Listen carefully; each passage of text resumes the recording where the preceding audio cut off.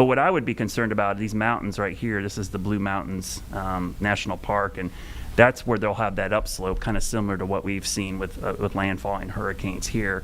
And then, Yep. the central part, even though it doesn't look very mountainous, it's a big plateau. It'll be some lift going on there as well. So it's an interesting island. I mean, the highest peak is over 7,000 feet. That's taller than Mount Mitchell. And so Yeah. it's a big mountain. I'm looking at the hurricane hunters now, Tim. That's why it just moved the map showing the hurricane hunters heading out there. One of the interesting things about the hurricane hunters today, two things happened that were interesting.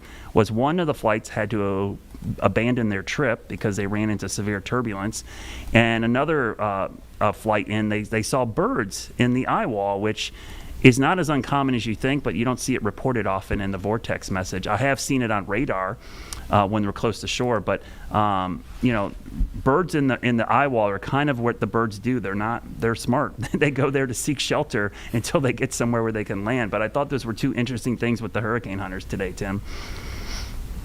Pretty fascinating, and some of the videos out of this thing have been unbelievable. As always, we always get these pictures out of the eye, and I think there was someone mentioning that if you were able to quantify it, this eye, more so than other hurricanes, would be considered one of the driest eyes in terms of hurricanes in the Atlantic. Basically, like, it is totally devoid of cloud, totally devoid of moisture. Just such amount of sinking air is just kind of dramatic with this storm, and pretty cylindrical too. It's pretty amazing to kind of see the images coming out of the eye throughout the day today.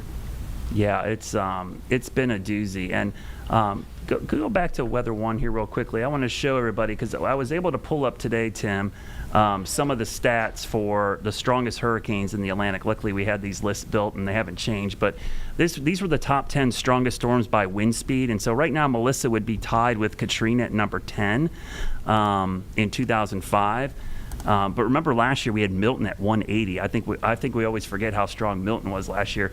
But from a pressure standpoint, these are the strongest storms in the Atlantic from a pressure standpoint. And for everyone that doesn't understand the pressure, the lower it is, the stronger the storm.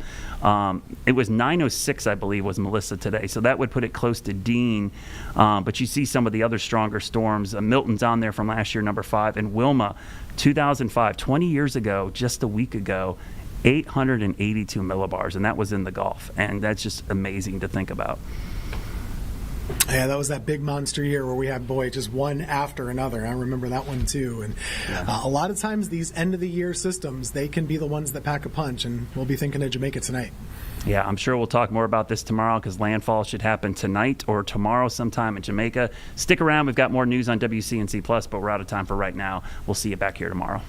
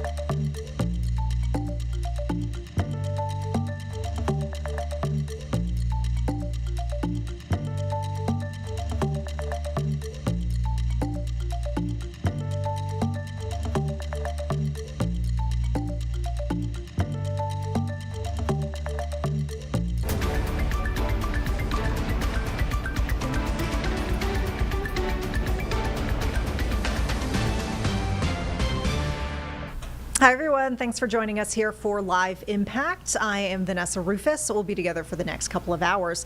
Been watching a couple of feeds happening as we speak, including a discussion about American foreign policy. We have Senator Chris Van Hollen of Maryland who is speaking right now, so we want to join that speech in progress. A long way away. Let me just end with this, Nick. At the end of the day, if we don't create a trajectory that assures Israel's security, but also the security and rights and self-determination of the Palestinian people in Gaza and in the West Bank, this conflict will be with us forever. And so real leadership requires addressing that underlying issue, security and self-determination for Israelis and security and self-determination for Palestinians. If we don't ultimately get to that point, we are going to be involved. There will be conflict there for a long time. And in my view, it's better that we work to get to some of these root causes now. So it sounds in some ways like you're saying that Israel's position over the course of the conflict since October 7th evolved a great deal, and your views on this obviously evolved a great deal as well. I want to bring this back a little bit to the U.S. side. Can you talk about how or whether your views on issues like Gaza and other foreign policy issues are being shaped by the sort of younger, far more progressive wing of the Democratic Party, Zoran Mamdani, AOC, other members? Are you in conversation with them? Do they have influence over your thoughts and views, and are they changing or shaping the future direction of the party? Well, those are different questions. The answer to your first question is absolutely not. My position has been based on long-held beliefs and are not influenced in any way by the more recent political turn of events. When I first spoke out about Gaza and what I thought with the bad conduct in Gaza, I was a pretty lonely voice, frankly. And my position is actually not new. I have always believed in the security of the state of Israel and making sure that Israel can have the self-determination that it has succeeded in achieving and the great growth it has seen, but also self-determination for the Palestinian people. And it was long before the Gaza war that took a very different trajectory. For those of us who are serious about a two-state solution, which, as you all know, has become more and more and more difficult to achieve as settlements have expanded over the decades, and you've seen a growing, violent settler movement. For those of us who have been long held in that position, it's the rest of the world that's changed, including this Netanyahu government, which took a particularly vicious right turn by inviting Ben-Gvir and Smotrich into the coalition. People who had been on the fringes of Israeli politics for decades had been shunned. And frankly, the failure of the U.S. government to hold Israel accountable to our vision of a two-state solution. I offered amendments in the Senate Foreign Relations Committee long before October 7th regarding what was happening on the West Bank with settlements, tying U.S. assistance to certain changes, because you can't say that you stand for a two-state solution and for decades ignore what the U.S. government has ignored in terms of expansion of settlements. And so now it's a very fair point that people raise that it's almost impossible to achieve. I'm one of those who is hanging on to the hope that with American influence and new leadership in Israel and the Palestinian Authority and the Palestinian leadership that's not seen as corrupt and out of touch, that we could still get there. But I'm also very aware of the challenges there. But the principle remains the same. You need some form of self-determination and rights, political rights and human rights for the Palestinians as well as for Israel. And on the influence of the younger wing of the party? So look, what you're seeing, the younger wing of the party is engaged on lots of different fronts. If you look at, you mentioned Mamdani. Mamdani caught fire in the Democratic primary in New York because of his platform about reducing costs. He essentially said something I strongly agree with. If you work in New York You should be able to afford to live in New York. That was his platform. Then he has his first debate, and people are asking Mamdani and the candidates whether they pledge that their first overseas trip will be to Israel. And his answer was, no, I'm focused on New York. I'm not planning any overseas trips right now. So, yes, he has expressed strong views and had previous strong views when it comes to foreign policy. When it comes to the issue of Palestinian rights going forward, I will say that the younger generation of both Jews and non-Jews in America take seriously the idea that we should have a principle rights-based foreign policy, something I've long believed in. Donald Trump doesn't believe in that. I mean, he has very consciously ripped that idea up. If you look at the State Department Human Rights Report that used to at least have some credible holding of different countries accountable, whether they were friend or foe, it's become a propaganda tool. I mean, literally, when it comes to El Salvador with his good friend Bukele, who calls himself the coolest dictator in the world, says there are no human rights problems in El Salvador. And so, look, young people took seriously what we all taught them, which is a good thing, which is when they look at something, they want to know if people are being treated fairly. And you can't look at what's happening on the West Bank or Gaza and say those individuals are being treated fairly when they're under occupation in the West Bank and everything that's happened in Gaza. And so that's what young people are saying. And frankly, you know, if you go on college campuses, you'll find that being a view held by people of different faiths, including many, many young Jews in America, who in many cases are leading these efforts on college campuses and are having tough conversations with their parents. I know that both from the parent side as well as the student side. But just as a people, regardless of faith, I mean, if you believe in what we say we stand for, then you've actually got to apply that uniformly, or we are seen as simply using human rights and self-determination, expressions like that, as a political cudgel. It's easy to go after China for what they do to the Uyghurs. It's easy to go after Russia for them clamping down on human rights and political rights. That's easy. The test is whether we as a country apply those standards to our friends. Do we apply it to Modi in India when it comes to religious rights? Do we apply it to Erdogan in Turkey, a NATO ally, when it comes to political rights? And do we apply it to the Netanyahu government when it comes to their treatment of the Palestinians? And if we don't do that, we are seen as hypocrites. We are hypocrites when we don't apply that. And frankly, the global South sees this, and frankly, China exploits it. They don't have to say they're better than us. All they have to say is, see, they don't really mean what they say. They only apply those, you know, they only go after their adversaries on these issues. And they're very effective. I mean, if you look at the most recent polling and standing, the Pew poll of perceptions of the United States overseas, it's gone way down.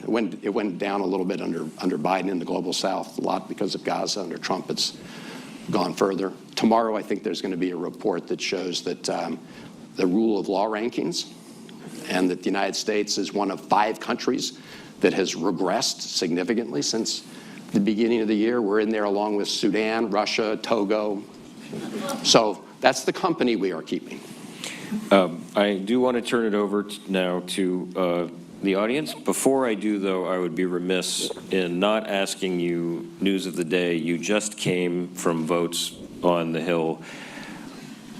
Today, the American Federation of Government Employees came out against the shutdown, urged Democrats to drop their opposition to a continuing resolution. You have been in the absolute thick of this.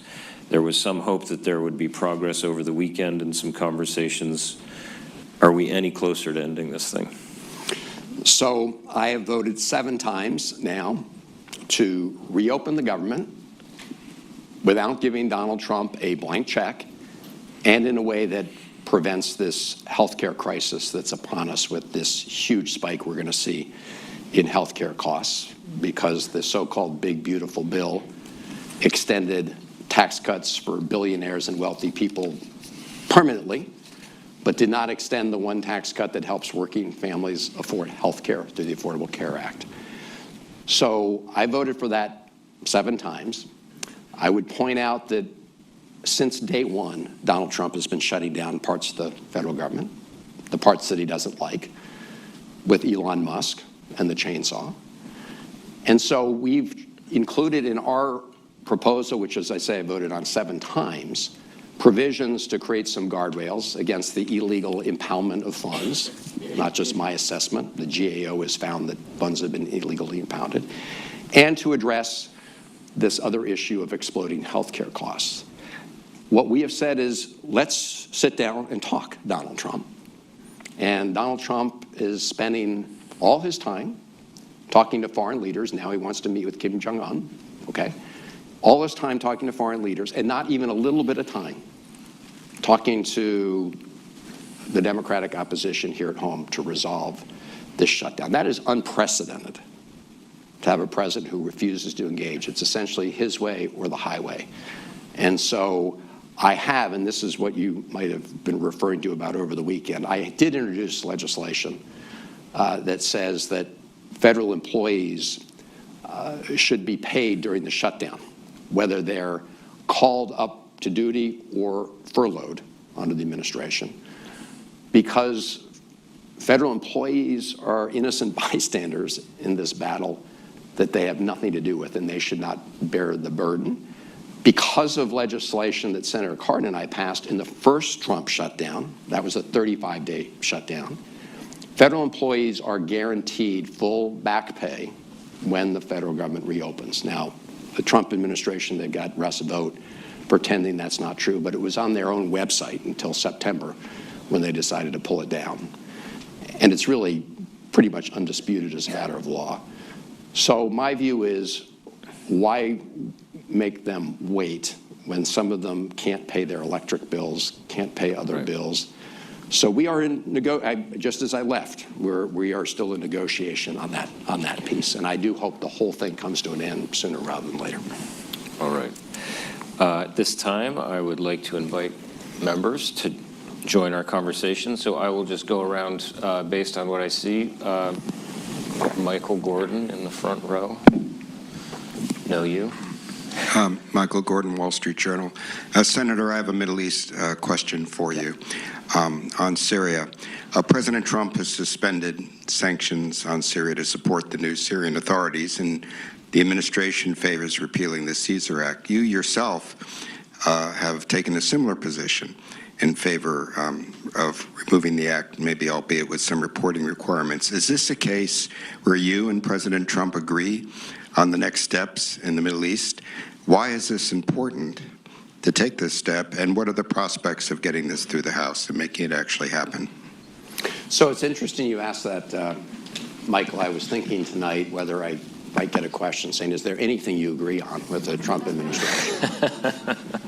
I will say, when it comes to their sort of effort to give the new Syrian government a chance, I'm with them. I think that there's no real plan B right there. So let's go with plan A. I will say that my original view, and I still think this is important, was to couple the removal of the sanctions with snapback provisions. Originally automatic snapback provisions that would go in place if the new Syrian government doesn't meet certain important criteria, including, an inclusive government, including a constitutional assembly, so that we have actual more representative government where all the different groups in Syria are fairly represented in the government, making sure that they join the anti-ISIS coalition, a number of criteria that would have to be met. In the Senate version of the National Defense Authorization Bill, as you know, we have the removal of the sanctions. And then Senator Graham, I've actually worked with quite a bit when it comes to Syria, especially the SDF and the Syrian Kurds. So he and I originally were pushing for a snapback provision. It has now taken the form, as you say, of a report that the administration has to present on a periodic basis so that we can measure whether or not they are moving in the right direction. I will say a lot of what's coming from the field there right now is extremely troubling.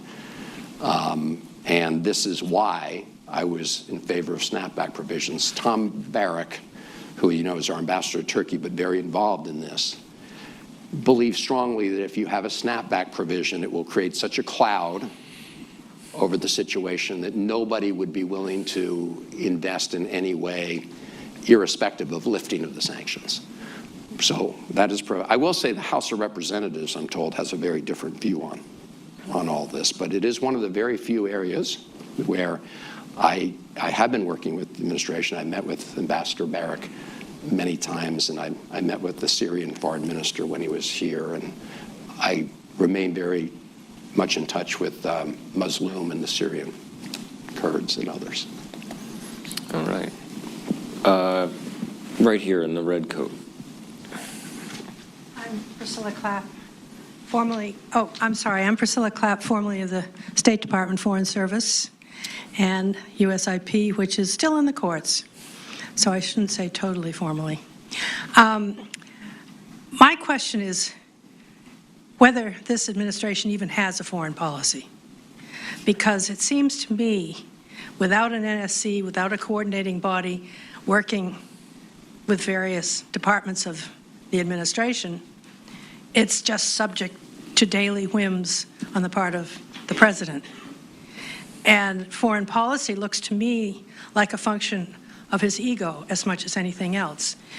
Whether he's using economic coercion to make countries do what he wants them to do, or whether he's using it to enrich himself and his friends. I mean, it's the bailout for Argentina is the most egregious foreign policy move that I've seen in my years of practicing foreign policy. So what do you think of that? I think the two strains of his foreign policy, which come out equaling really no foreign policy, are exactly right. It's like being in a pinball machine. I mean, just pinging all over the place, depending on the two factors I would say you identified. Like, who's the last person he talked to, but also, is it in his own self-interest, personal, financial self-interest, or the financial interests of one of his buddies?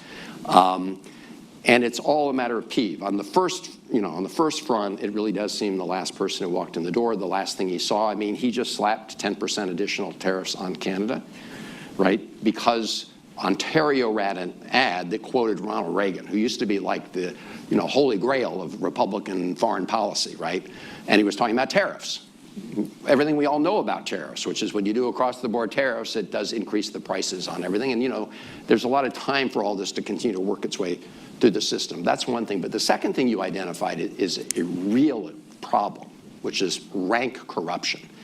And it's a problem in itself, but it's also a real problem when it compromises our national security interests. And this really came to the fore when it came to the UAE.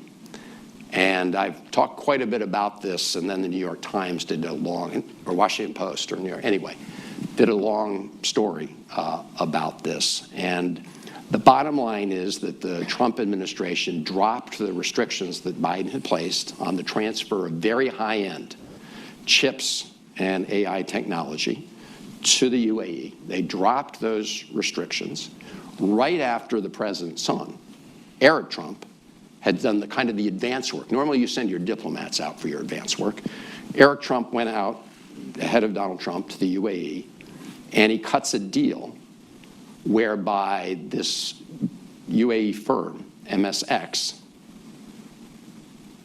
uses $2 billion to invest in the new Trump family crypto scheme, which, by the way, the Witkoff family is also very involved in. $2 billion, sent the value of that skyrocketing. This is why Donald Trump has made billions since he got into office. Sent it skyrocketing.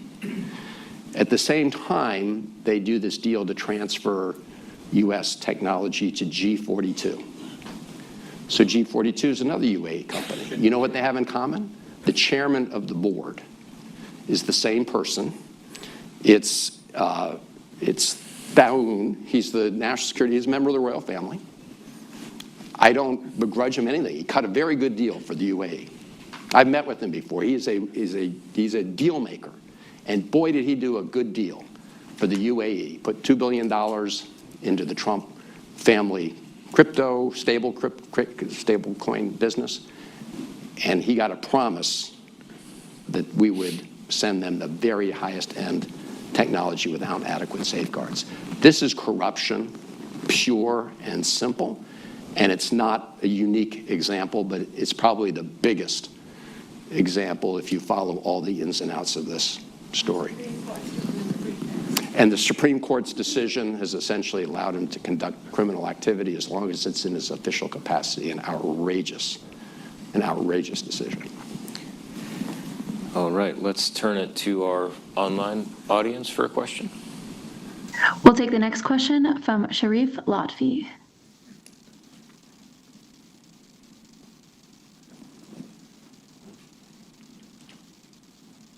Maybe another one. Sharif, are you there? Ms. Lotfi, please accept the unmute button. Yeah. All right. Sorry, I forgot to unmute myself. Sharif Lotfi with Mizuho Financial Group. Just a bit of a different direction on nuclear proliferation. From what we see, there's a rapid increase in sophistication in China. It's not just a matter of quantum, but of sort of the technology itself, and it doesn't feel like any kind of treaty agreements that like we used to have with the Soviet Union are on the cards, and obviously there's a risk of even further proliferation to non-state actors. So I didn't know if you had any comments on that. Thank you. No, thank you. Thank you for that question. The United States, and at least the Biden administration, I suspect the Trump administration as well, would be interested in talking to China about its nuclear weapons program. There were some conversations that took place during the Biden administration on this topic, but very preliminary. And Paul Warnke over here, I'm sure, would give you chapter and verse. But the position China has taken is that the nuclear arsenals of the United States and Russia are so large that they are, until we bring down our size of our nuclear arsenals, they haven't been as willing to engage with us, and certainly not as part of a trilateral decision. I am glad that, well, we haven't agreed yet. I'm glad that even with everything happening in Ukraine, and we haven't talked about Ukraine, but that's another place where, in my view, Donald Trump has been played. But as you know, Putin did propose to extend the START agreement, and I think the United States should extend the START agreement, agree to comply with the START agreement for another year. I believe we should engage with China on a whole lot of issues. Obviously, we should compete with China and are competing with China on many, many fronts. And I supported the Biden administration's effort to help de-risk our economy and our supply chains. A lot going on in that space now. All right, folks who are just tuning in here on Live Impact News, I'm Vanessa Rufus here in the Live Impact News studio. We've been watching for the last several moments this foreign policy panel with Chris Van Hollen, who's a senator from Maryland. We'll take you back now as it looks like he's taking some questions from the crowd. Including making sure we have the open lines of communication that got shut down for a while after everything with the balloon overflight. But and there are all the other issues with respect to Taiwan, the Straits. But the nuclear program is something that doesn't get discussed that much. So I'm glad you asked about it. I think China will still take the position that, they have a small arsenal. They need that arsenal for their own protection. They're not willing to negotiate limits unless we, the United States, are willing to bring down our nuclear arsenal size. All right. Let's go back to the room. In the red tie, or sorry, blue tie here. Yeah, go ahead. Yep. Good evening, Senator, and thanks for taking the time to talk to us tonight. I'm John Izzo. I'm a second-year term member, and I agree completely the president has taken a wrecking ball to our foreign relations. But that's going to end eventually, and I'd be curious for your thoughts on what the next president should do, and even more, what the one after that should do to start repairing that damage and how far we can get. Sure. Look, as I said, I think there's a huge amount of repair work to be done, even though it's just been 7, 8, 9, 10 months in the most recent wrecking ball. I do believe that begins at home with some of the things that we need to do. You know, you're a weak country when you're divided against yourself. You're a weak country when, you know, the rule of law, you know, survey shows that you've fallen along with 5 other countries. Your rule of law when the president, you know, tries to bring himself up by pitting Americans against each other. And I think there are other things we've got to do here at home in terms of investing in education, restarting bigger investments in science and technology. So a lot of repair work to do there. I do think resuscitating AID in some form is important. You know, overseas, I believe it's going to be very important that we restore sort of the view the United States does stand for these important principles. I want to stress, I'm not naive. I don't think, you know, we've never been perfect in applying these principles. But if you look at sort of global surveys, one of the reasons people around the world look up to us or did look up to us was because we stood for these things. This is why people come from all over the world to want to live in the United States of America. It really was what Ronald Reagan called the shining city on the hill. And Donald Trump's taking a wrecking ball to the Statue of Liberty, taking the, you know, torch out. I mean, so I do think that there's an option to go back. I don't know what the future of the Republican Party is. You know, back in the 1980s, I was a staff member on the Senate Foreign Relations Committee for a guy called Mac Mathias. He was a liberal Republican senator from Maryland. And he believed in the universal principles, and he believed in the NATO alliance, and he believed in all the things that I believe in. I don't know where the Republican Party goes, whether they become the party of Trump and it becomes sort of the Trump cult 2.0. I will tell you that if J.D. Vance is the next, you know, inheritor of this, we are going to see more of the same. I mean, I was in Munich this year when he lectured the Europeans, saying that what he claimed was censorship was a greater threat than Russia. This is J.D. Vance. And by the way, this administration is going up and locking up students on college campuses for expressing their views on Gaza. In fact, they just picked up another guy, a Brit, ironically, from Britain, who was here giving lectures, and he was critical of the government of Israel. And apparently he's right now may be held by ICE. So here's our vice president lecturing everybody about the freedom of expression when we're locking people up here, and he says that Russia, that what's happening, that you know, cracking down or not supporting the far right in Germany is somehow more dangerous than Vladimir Putin. So sorry to go off on that, but I don't know what the future of the Republican Party is, and that's part of the answer to your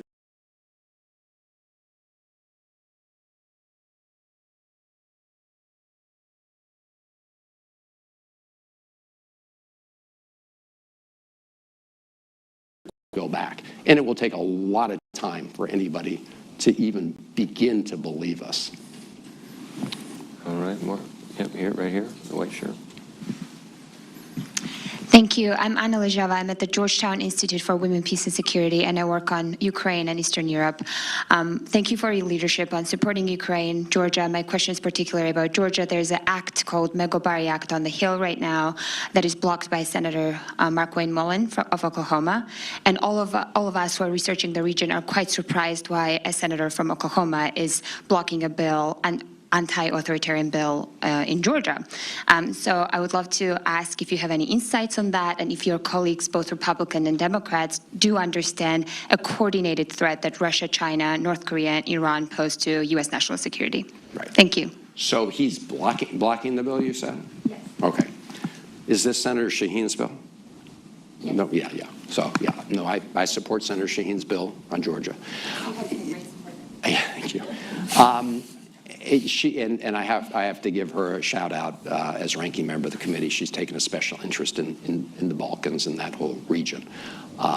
Look, the fact that he opposes it, I don't know all the details, but it's consistent with sort of the Trump worldview, where whether it's there or Moldova or other countries, they really don't really care about the Russian influence operations that have been present, in a big way in that part of the world. The legislation is an attempt to push back on that. But this goes back to what is the new Republican foreign policy? There are I will say right now, there are a lot of Republicans in the Senate that support the Shaheen legislation. In fact, I think it may even be the chairman of the committee, Risch, who's also on the bill. So yeah, you're seeing this shift in parts of the Republican Party. Again, I don't know the basis for his objection right now. Whether he's just holding up for something else, that I don't know. But President Trump's views, as we know, are very he says a lot of nice things about Russia, and Putin is a good buddy, and of course, in that first Oval Office meeting with Zelensky, it was an awful spectacle if you were a believer in, the United States standing up for freedom in Ukraine and for the people in Ukraine. And he's been all over the map. I mean, he's been totally played by Putin. He goes up, he does the summit in Alaska, and Putin just actually increases the tempo of his attacks. So let me follow up on that. Folks, we're going to break in really quickly and just kind of set the scene for this shot that we're watching. It looks like actually the officials are about to speak, but this is San Bernardino County in California, where we're hearing a deputy was hospitalized after being shot. We're told a suspect fired on deputies as he hopped on a motorcycle and led them on a high-speed chase. Let's listen in. At 13:13 hours, he was pronounced deceased after receiving a single gunshot wound to the head. As you know, Andrew was responding to a domestic violence call. After that call, deputies immediately started rendering aid to Andrew, and our allied agency, along with our SWAT team, came in to secure the area in Rancho Cucamonga where this call took place.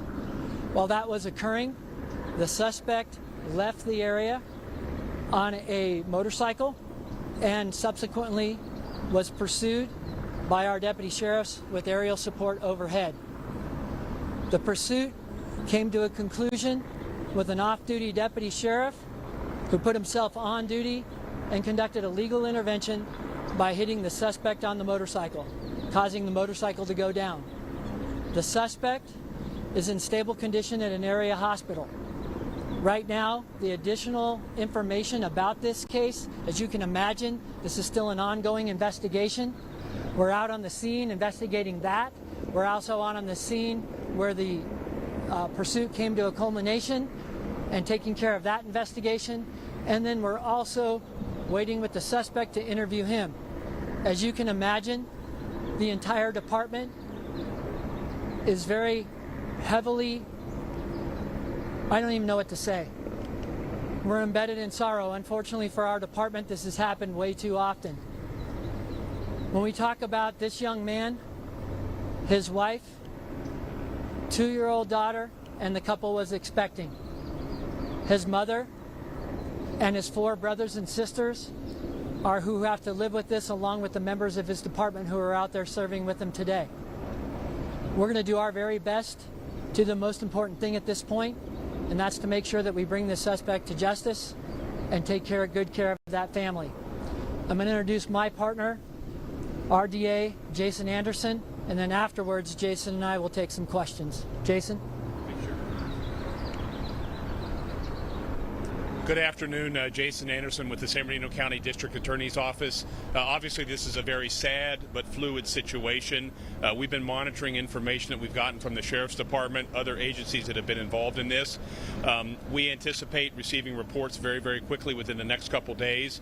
Obviously, the status of the suspect will determine the timing of our filing of our charges, but clearly we're looking at this as a murder on a peace officer, which makes it a significant case. As the sheriff has indicated, there's a component perhaps of domestic violence too at the home. As you can imagine, it's so fresh that we're still trying to get details on that, but we will weigh all of the facts and the information that we have and move forward in terms of making a charging decision, likely within the next 2 days of this sad event occurring. We've been here at the hospital since about 1:30, and it just is unbelievable in terms of the emotions what this family is going through as this has developed on them.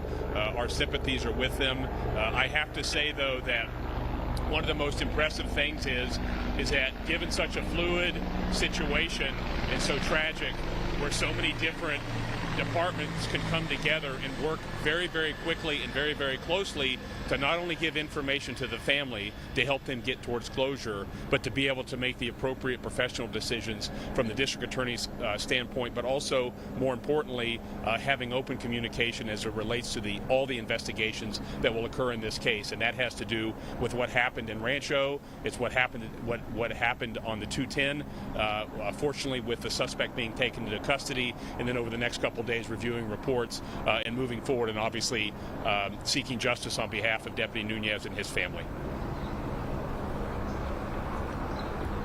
Thank you, Jason. Folks, we'll take questions. Go ahead.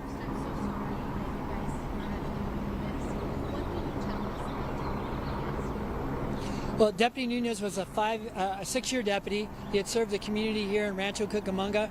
Wonderful father, wonderful deputy sheriff. I can tell you from seeing all of the long faces of his partners that this tragedy hits close to his personal family, obviously, and certainly to the greater Sheriff's Department family and all of his partners that knew him. It is a blessing today in that the response of our allied law enforcement agencies to come help us handle a situation of this size, one that actually turns into a pursuit as well. And I certainly hope for the family that we can provide some level of peace by making sure that the suspect is held to answer for this crime, and we'll all continue to move forward as a department. Tell me about the mindset of deputies just responding to when you say there's never just a routine call anymore, but these are the types of calls that deputies respond to day in, day out. And now we're in a situation like this where the department's rushed and they're talking to the family what to do. So, Rob, that's a great question. And what was asked is when a deputy goes to these types of calls, what goes through their mind? And as you can all imagine, deputy sheriffs play these scenarios not only going through the academy, but also through our own minds about what we're going to do as we gain experience in those calls about how we handle them and handle them safely. The unknown here is the problem. You don't know where the suspect's at when you go on scene. You don't know the circumstances. And this is going to be one of those cases. You're getting what we call a domestic violence involving a man with a gun. We know we've got to get there. And I can tell you 100% that Deputy Nunez wanted to make sure that he protect the public. That's get there, solve the problem. We never want to use or employ violence, but we have to be prepared for that. That's what goes through their minds while they're en route to calls like this, along with all their partners that are going to go back, the responding deputies. Did he fire at all anywhere else during this? I saw him pulling out a gun on the freeway. Is there evidence of any assaults? What Rob is asking is whether or not there's any evidence of any other assaults. We do know from seeing the video that he did pull another firearm out. This is all still very preliminary as to whether or not he did assault anybody else. I can tell you, our off-duty narcotics officer, I'm very thankful for that he brought this to a close, because in addition to potentially assaulting others with a firearm, the speeds that were reached with that motorcycle Well, we got reports live from the helicopter. We're in excess of 150 and even close to sometimes almost 200 miles an hour. And if you can imagine what that could have done to just unsuspecting motorists on our freeway. I'm very thankful that we were able to take him into custody, and fortunately nobody outside of Deputy Nunez was hurt. But our hearts are heavy right now, and you all know I've stood right here in the same place and talked to you many times in similar circumstances. And, you know, as a sheriff, you just don't know what to say to stand people up. You don't know what to say, and you're expected to know the magic words. And the only thing I can say is I don't know why this continues to happen to us, but I couldn't be more proud of the men and women that show up every day and they deliver safety to this county, and they are the true heroes in this picture, along with Deputy Nunez, and God bless them. No, Rob asked if he was responding to the call solo. He was not. We had numerous deputies. When you have a man with a gun call, and here, fortunately, in the city of Rancho Cucamonga, we do have very good staffing here. So there were a number of deputies that, frankly, within seconds and moments, were on scene when the shooting occurred.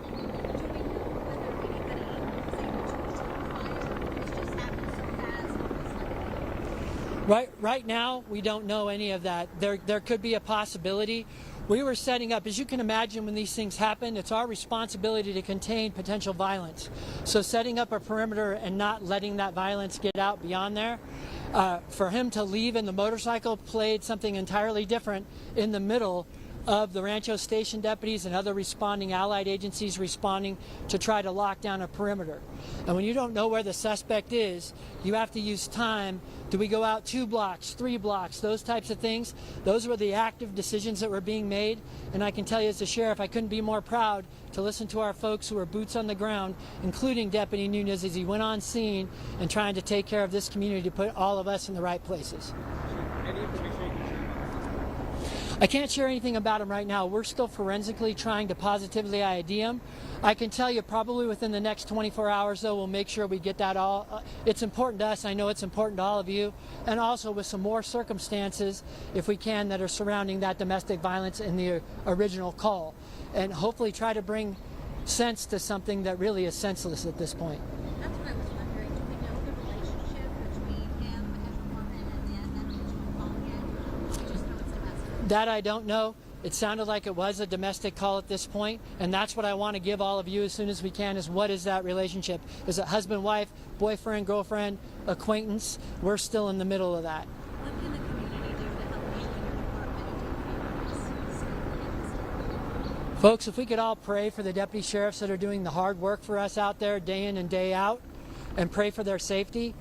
Since I've been the sheriff, this is, I think, my 81st officer-involved shooting. There's a tremendous amount of violence out there. We're proactively trying to prevent this violence. If you guys go out and look up the statistics of our area here in San Bernardino County, we're recovering ghost guns. The deputies are out doing a brilliant job trying to proactively police and get to the criminal element before they get to our citizens. And I can tell you right now, 100% I support it. I support going after the criminals before they get to us, and I support it vehemently. And I don't want to see this happen to another one of my deputies or any of our citizens in this county. And we're going to continue to do the hard job. We're going to continue to take on the criminal element, and we're not going to take no for an answer. We're not going to get mixed up in politics. We're going to go out and do the job, and we are going to be unapologetic for doing that job. Sheriff, right along the arrival of Deputy Nunez and the shooting occurred, at what time do the backup deputies arrive? From my knowledge of the call, and this is again preliminary information, I'm talking within seconds and moments. They're all arriving at the same time. That's not uncommon. That's not uncommon here in the city of Rancho because of the number of employees that we have patrolling at any given time. And again, being a patrolman is a very dangerous situation, as you can imagine. Like Rob was talking about earlier, you really don't know what you're going to get into. So they're the first line of defense, and as the rest respond, now we can start rolling out. Do we need a perimeter? Do we need to put more people on the threat, so to speak, that type of thing? And unfortunately, as this spelled out so fast, when we're talking about Deputy Nunez, we had him in a helicopter and it took us 6 minutes to get him here. So everything was being done trying to do the best we can to take care of our deputy, and then at the same time simultaneously locking that place down. So heaven forbid we have a gunman on the loose that could hurt a citizen. And I'm very thankful that things ended the way they are, that I'm not reporting to you that the suspect is at large. And I couldn't be more proud of the deputies in our allied agencies, the CHP, and all the folks that regularly help us, Fontana PD, Rialto. I mean, we have a great working relationship in this county, and they are a blessing to all of us. And the easiest way I can describe that relationship to all of you is when any of our partners ever need help on a tragic day like today, the answer is always yes before the phone rings. Hey folks, thank you for covering this. I will make sure we get you more information. I know we did leave some open questions here, but please know they're questions for me as well. And please know that right now we're going to be taking care of that family, making sure they get everything we need. And more importantly, we're going to make sure that we deliver Deputy Nunez home. And God bless all of you. Thank you for your time.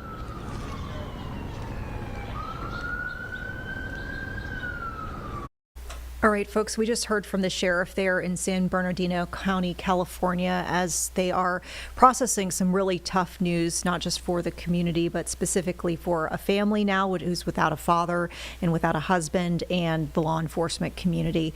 Sheriff's deputy there apparently died after being shot by a suspect that was apparently a suspect in a domestic violence case. The deputy struck. They had to go to the hospital. Unfortunately, they succumbed to their injuries, and we're told that suspect ended up leading other deputies on a motorcycle chase, inevitably crashing, and they too were brought to the hospital. More updates to come as we get them here on Live Impact News. Meantime, we're going to turn to some headlines here closer to home. In the Charlotte area, we've got a lot of eyeballs on City Council tonight, and in particular, a new measure which lots of folks seem to be commenting on, safety elements to this, but also there's a business angle to it as well. Our Julie Kay reporting on Charlotte City Council policy and all things policy related, joining us here in the Live Impact News studio. So these are kiosks, and they're going to be in so many different places around the city, right? Yeah, all those, we talk about those corridors of opportunity, so places where City Council has identified of places we should invest in that have a lot of room for economic growth. So we're thinking South End, South Park. I know the Albemarle area is one of them. So you're going to see these digital kiosks pop up pretty soon. Only about 30 of them to start, but they do want to expand if this, what they're calling is a kind of a pilot program, goes well. And they do all sorts of things, or they will do all sorts of things where, they'll highlight local businesses. They'll have updated light rail information and times for those that are by the light rail in South End in particular. I believe up some near NODA as well. They will have public safety alerts. That's kind of what I focused on tonight. Of course, we're having a lot of conversations about safety. How do we pay for these safety improvements? What's interesting about these kiosks, though, is that, yes, they do all sorts of interesting things, and kind of a modern way to get people involved and aware in the city is kind of how they're framing it, but these will be free for the city. The company that is behind these is paying all the upfront costs, and most of the money will be made with ad revenue. So Charlotte will get a portion of that ad revenue and will actually make money from these, about $8,000 per kiosk per year.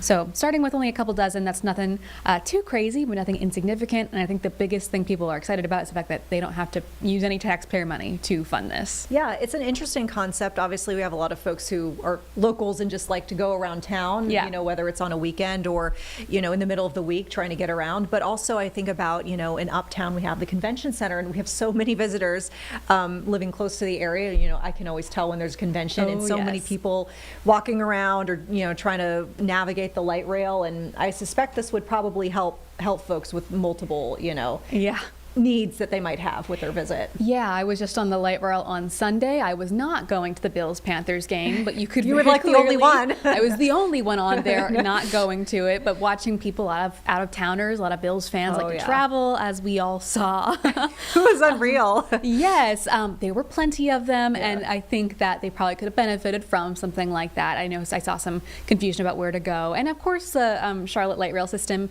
isn't extensive at this point, so it's not too difficult but still for out-of-towners, for people who don't use it all the time, they're trying to encourage more people to use it. I think that these kiosks would be helpful, especially for people visiting for like a convention, a game, that kind of thing. I do think I did speak to some people in the middle of the rain at the light rail stop today. I still tried, and I did get to talk to some people who said, hey, it's a good idea. I love anything that I don't have to pay for. But when we're talking about all these things, it also has like free Wi-Fi. They were like, that doesn't really speak to me as much. I don't think I will be using the free Wi-Fi from the kiosk. Cool in theory, but I don't know anyone who's really going to be using it. But they were more excited about or encouraged by the streamlined way to get safety updates out to people. We don't know yet what that is going to look like, but everyone I spoke to seems like that's the thing that they felt was most important right now. Yeah.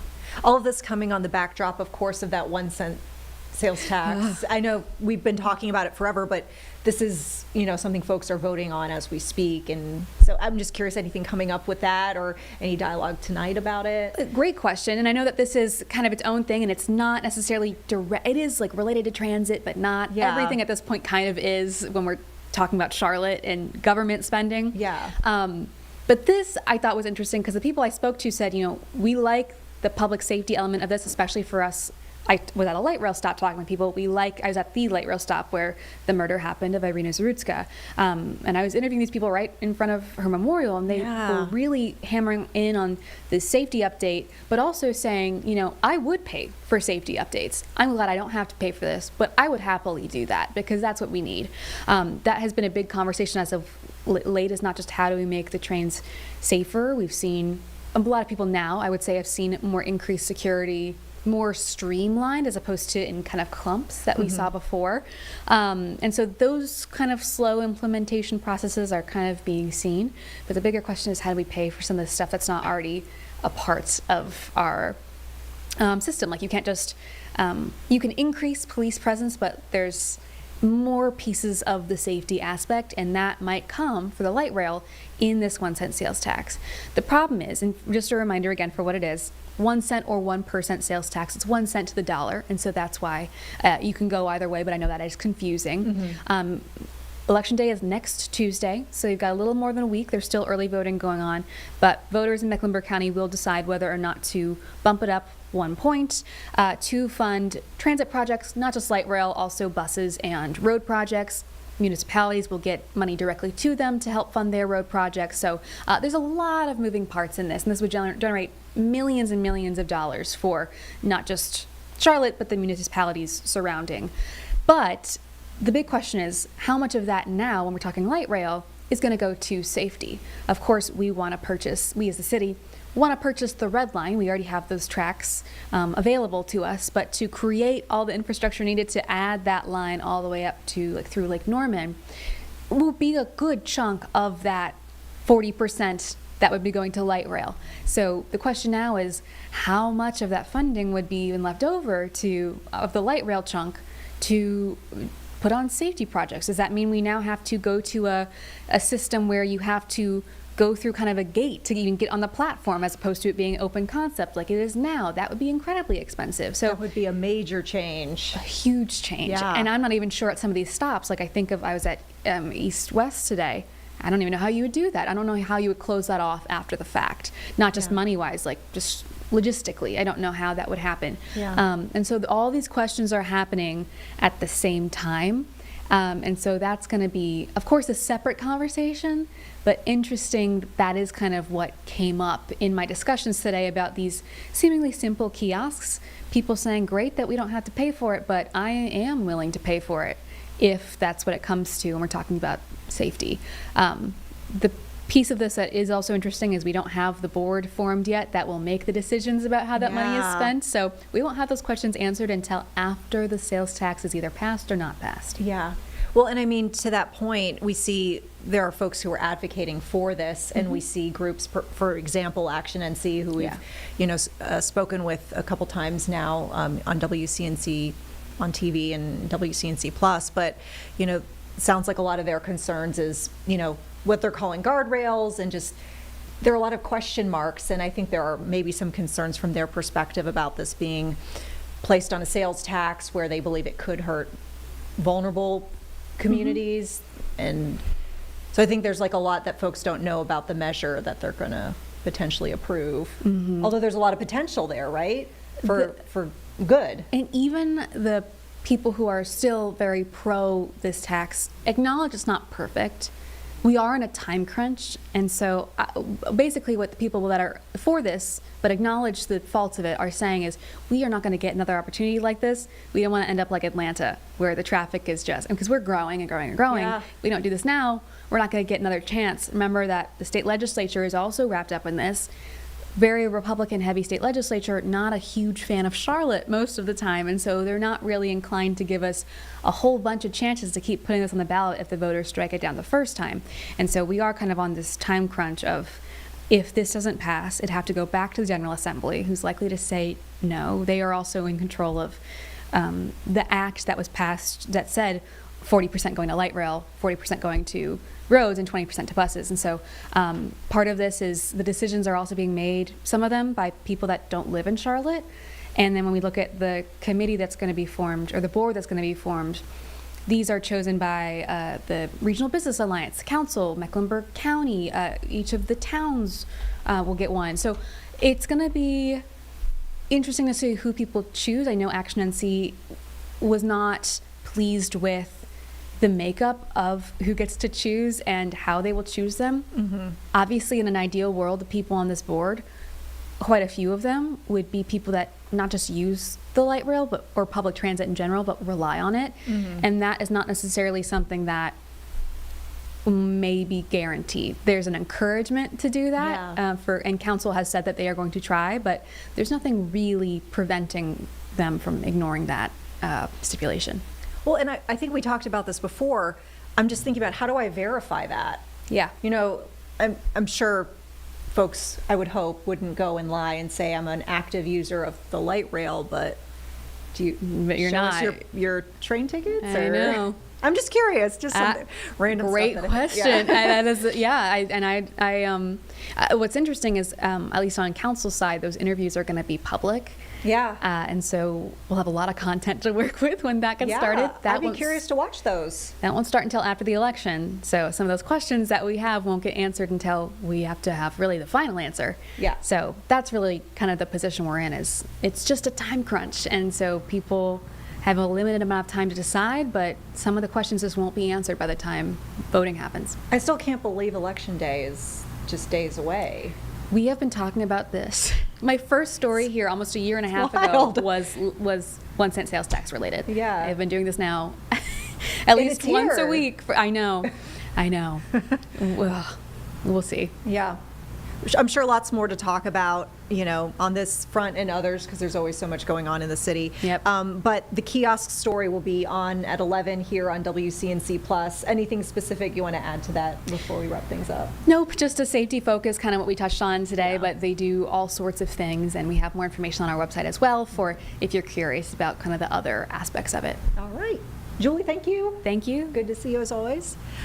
Folks, we'll keep it here in the Charlotte area. Another big headline for us today actually came to us from court. And so if you've been in Charlotte for any length of time, you probably have heard us talking about this story because it's been ongoing for years and years and years. But back in December of 2019, there was a co-owner of beloved Charlotte restaurant, Brooks Sandwich House, who was shot and killed while preparing to open the store. There were two people who were charged in that death of Scott Brooks, and now, as we are coming up here on 6 years since the incident happened, these suspects are finally going to trial. And today our Jesse Pierre, who's been great in giving us all these court updates, was able to speak with Scott Brooks's twin brother, David.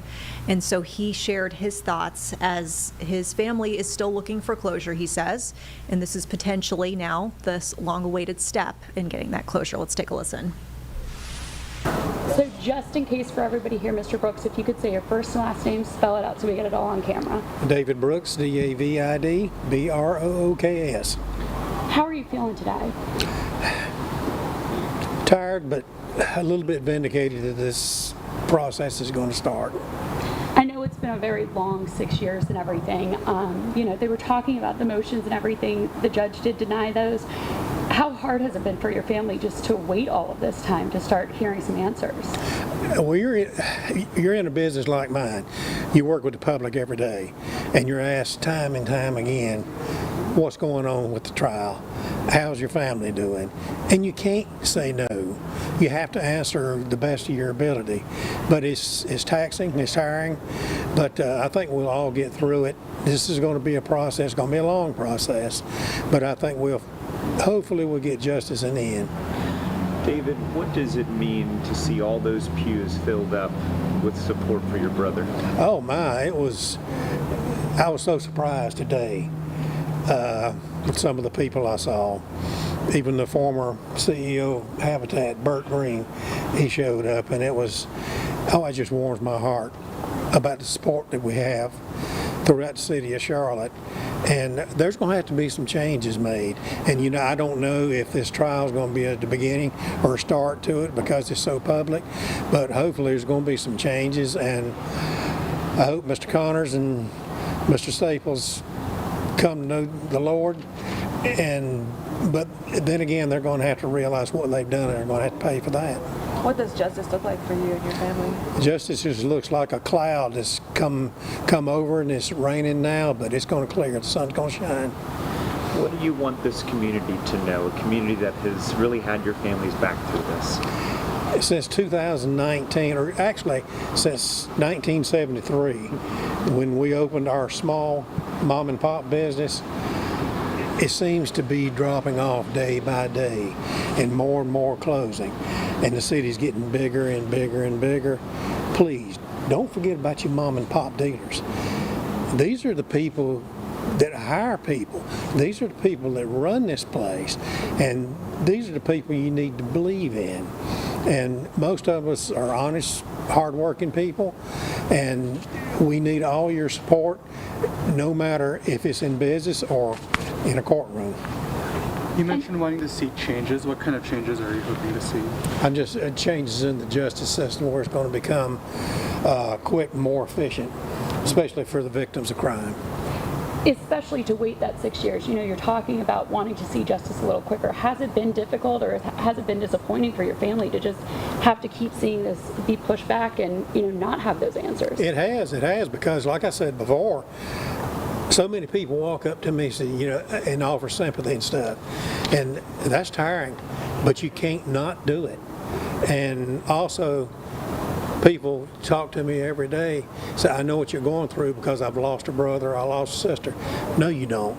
This is my twin brother. We came in this world together.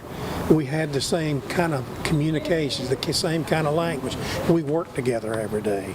And for 6 years, I desperately miss that. So I just want to have some closure to this family. And of course, to my sister-in-law, she lost her husband.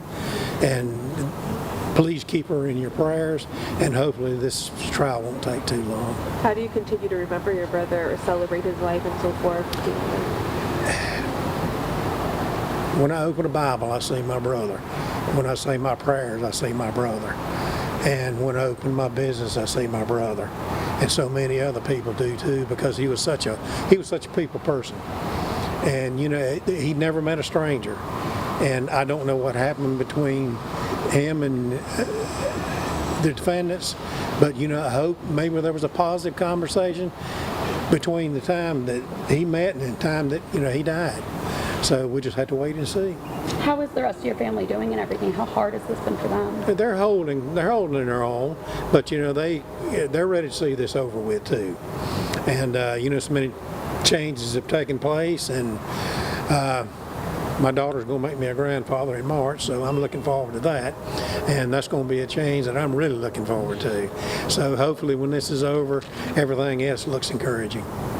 David, thank you.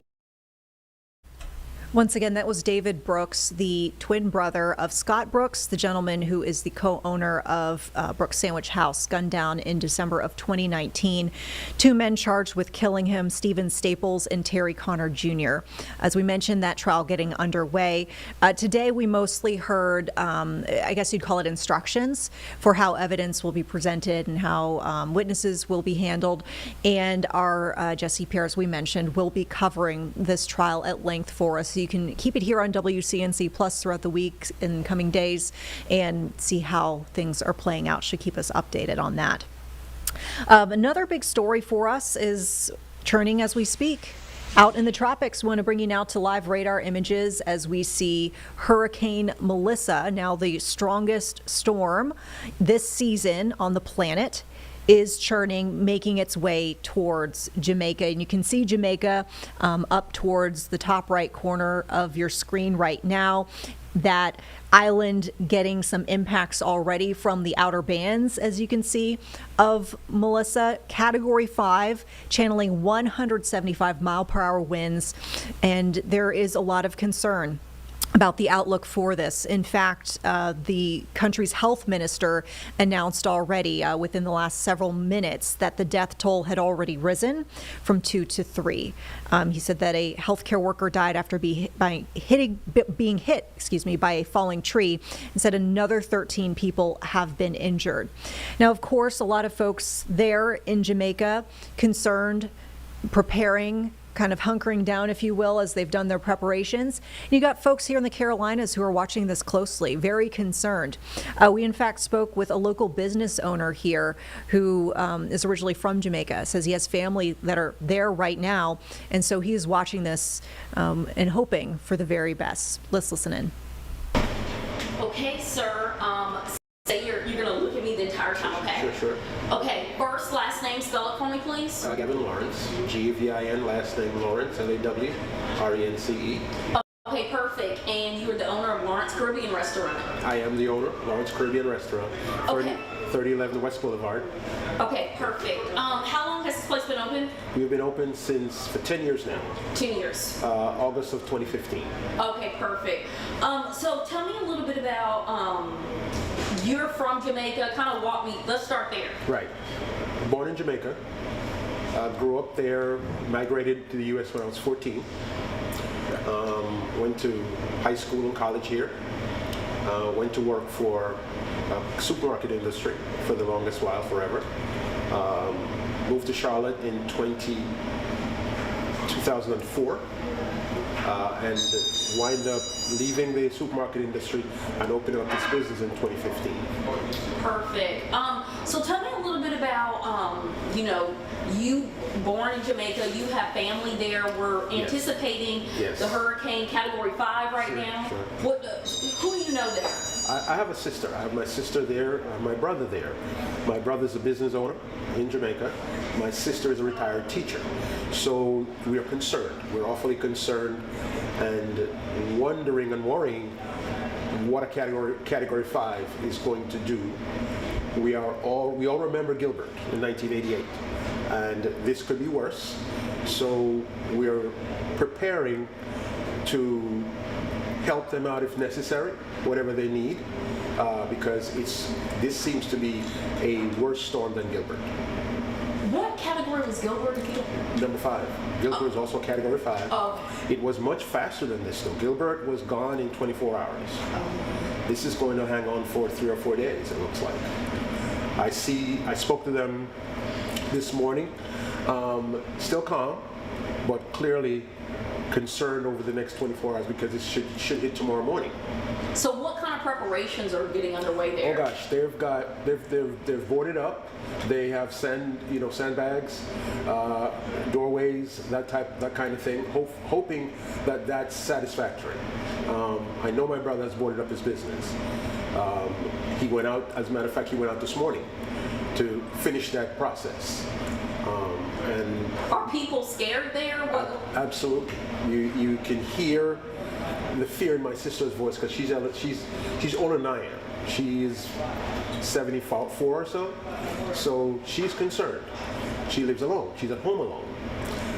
She has a 2-story house, so her plans are to, if it gets ugly, well, we're going upstairs. We're going to hopefully we have enough. Hopefully we're not flooded to the extent that upstairs doesn't work out. My brother lives more inland. My sister is on the coast, by the way. She is, a mile from Puerto Rico, off the Discovery Bay coast. So that's concerning. My brother lives in Brownstown. That's higher up. in St. Anne. So, and we're on a hillside there, so that house is pretty protected. It's been there, gosh, that house must be built in 1930 or something like that. So it's a good house. It's been through many hurricanes, so it should do well in this one, we think, as well. But we're concerned. We're worried. We're very worried. Tell me a little bit about, I know you touched on it, we don't know what's going to happen, but do you feel like your business will try to help out? Absolutely. That's the whole point. We, as a community, we always come together. You know, if you remember, even maybe a year or so ago, when the Virgin Islands had their situation, we had a spot over on Albemarle Road where we donated a bunch of stuff, a lot of stuff. So I do believe this is going to happen the same way as well, where we will come up with a spot where we can bring items of need, you know, need items, you know, toiletries, all that kind of stuff that they're not going to have for days and maybe weeks to come. And we'll donate that and somehow get it to them. What's it like, I'm just curious, when a hurricane hits Jamaica? Have you been there for one when it has hit? Sure. What's it like? It's chaotic. It's chaotic because we're looking to secure and cover, and we're used to it as well. We expect one every year at least. This one is going to be a little different because we understand that this is going to be worse, probably worse than Gilbert because of the how slow it's moving. But we get prepared. We understand how it works, and we're also a resilient people. So we find ways. Perfect. Okay. Anything else you want to add? Oh, what are your brother and sister's name again? My brother's John. John, and your sister? And my sister is Yvonne. Yvonne. Okay, yes. Perfect. Can I get you to text me some? Do you have like a picture? All right, so once again, folks all around the world, including here in the Carolinas, watching Jamaica as it is bracing for big impacts potentially from Hurricane Melissa. We talked about, and showed you the radar, how it looks it's pretty close at this point and likely getting some impacts from those outer bands. Looks like damaging winds are set to arrive in the overnight hours, maybe around 3, 4, 5, 6 o'clock. And our team will definitely be keeping you updated as we learn more about the impacts from this storm. Big headline we're seeing meantime nationally, that ongoing government shutdown. We're now on day 27, and we continue to see kind of similar dynamics between Democrats and Republicans, essentially trading blame over the ongoing situation. At this point, as it's gone on for weeks at this point, federal employees have actually missed their first full paycheck as of last week. So urgency is really mounting here, not just for them, but also for federal food aid, which will not be going out on November 1st, as we reported earlier here on WCNC+. We did have the Senate speaking earlier this afternoon, reconvening. We had folks who were speaking on the floor today, but really no movement as far as moves to vote on any sort of measures. We've got, as we mentioned, kind of a back and forth between Democrats and Republicans. Here's Republicans from earlier today as they addressed what they are calling the Democrat shutdown. Good morning, everyone. We're now on day 27 of the Democrat shutdown, and we want to review with you a few pertinent facts and explain a little bit about some of the really painful things that are going on around the country. We're delighted to be joined by our dear friend, Kelly Loeffler, former U.S. Senator and now the leader of the U.S. Small Business Administration, and she can speak specifically to some of the great hardships that are being felt by the people who provide jobs now around this country. Day 27 means it's almost been a full month since the Democrats shut down the government. And as we near the end of this month, the pain being felt by so many hardworking people around this country is very real, and it gets worse with each passing day. Here's some of the stats. Last week, 1.4 million federal workers missed a full paycheck. Now, you know, many of them are furloughed, and many more are deemed essential workers, those who are essential, for example, to keep the country safe. TSA agents we've discussed, and air traffic controllers and border patrol, and of course our troops, but so many of them now are going without pay. The families of military service members and the air traffic controllers and so many of these others are now at very real risk of missing the paycheck at the end of this month.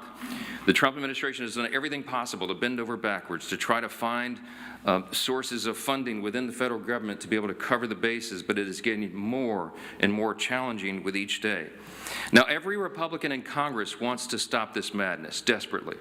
And we have voted many times, over a dozen times, collectively 13 times, to reopen the government, to keep it open and reopen it once the Democrats closed it. But here's the very simple and important fact that no one should forget. We have no ability. Republicans do not have the ability to do this on our own. It's a simple math problem. We need Democrats to help. You need 60 votes in the Senate. We only have 53 Republicans. The Democrats are the ones voting repeatedly to shut down the government. But they're not opening it back up. They spent most of their time trying to distract the American people from the very simple truth. So it brought you a little visual aid here to just remind everybody what the simple facts are. 4 simple facts here. The Democrats are required to open the government. They keep saying Republicans are in charge of government. We aren't, not in the Senate. 60 votes control the Senate, not a bare majority. And so point number 1, Democrat votes are required to open the government. Point number 2, they refuse to do it. They have now voted 12 times to keep the government closed. And they'll have another chance today or tomorrow, maybe multiple times this week, and we'll see what they do. Now, the third point is very important because they've been trying to confuse the American people. They've tried to say this is a fight about health care or this or that or any other thing, and it's very simple. They put this on paper. They made this their demand in writing in the record of the Senate, and it has not changed. These are just 4 subpoints there under fact number 3. But there's many more. But among the things they're demanding, this is what the Democrats in the Senate are demanding to reopen the government. They want to give $200 billion in health benefits to illegal aliens and non-citizens, paid for by U.S. taxpayers. That is in their proposal. They want billions in wasteful programs to be returned to foreign countries. So we stopped these things. They want to turn it all back on. They're demanding that we do all that to get the government open for hardworking Americans again. They want to give $500 million to left-leaning news organizations, and they want to cut $50 billion from rural hospitals. We will not do those things, and they know that very well. Which leads us to point number 4. The Democrats have now openly admitted, and you all had to cover it last week, that they're using the pain of the American people as their leverage. That was the number 2 ranked Democrat in the House. The Democrat, the minority whip, who said that, acknowledged it in an interview, that this is leverage. And Chuck Schumer himself boasted that every day of the shutdown gets better for us. That's his now infamous quote that he wishes he had not said out loud. But you know what they're doing and why. Why are they demanding these things? Why is point number 3 so essential to them? Why would they do this? Because it's unprecedented, as we've noticed, and reminded you all, they voted for CRs every time it was possible in their lives, as recently as March of this year.